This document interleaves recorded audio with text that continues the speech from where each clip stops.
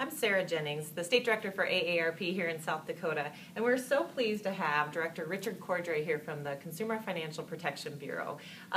Director Cordray is the first director of the Bureau, and he's been in office since January 4th, so we have him sort of new in his job, and I'm sure we're going to learn a lot today because this is a new agency, and the agency is doing a lot to protect seniors. And so thanks again for making the trip to South Dakota. And I'm interested in hearing, really a lot of people, this is a new agency, so talk a little bit about what the agency is doing and why it exists.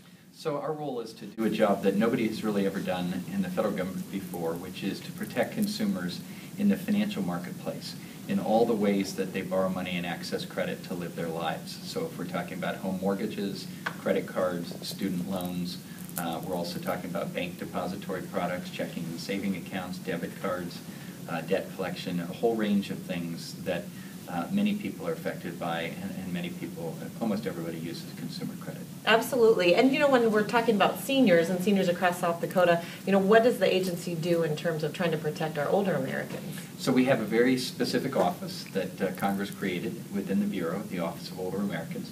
And the job there is to think about the kinds of problems with consumer financial products and services that older Americans face.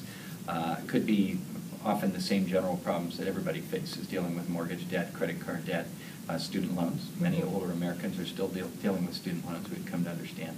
But there's also some particular products that affect older Americans disproportionately. Reverse mortgages. A lot of people think about later in life wanting to make sure they can stay in their home. Investments and retirement choices, including choices about when and how to take your money out of 401ks or IRAs, what to do with it. These are all very important issues for older Americans, for their families, and for a generation of people like myself who may be caregivers for elderly parents. Absolutely. And one issue we hear a lot about when we're around the state of South Dakota, and I'm sure all over the country, are scams and people becoming victims of fraud. Is that something that the agency is going to work on? It is. It's something that we're very concerned about.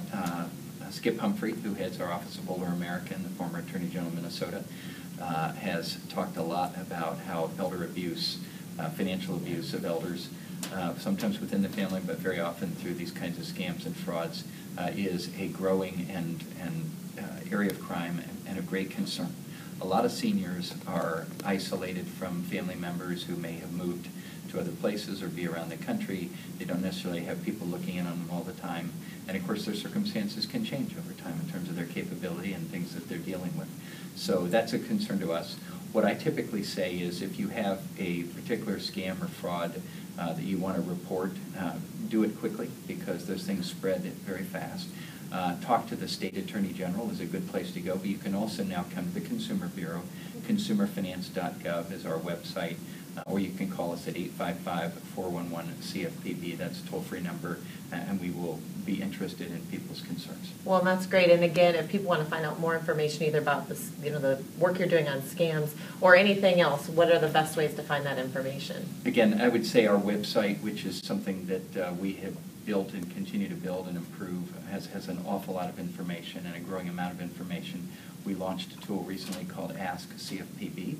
So if you have questions about any aspects of things like mortgages, credit cards, other things, things that you want to know, or if there's questions you want to ask that aren't answered on our site, submit those and we will develop answers.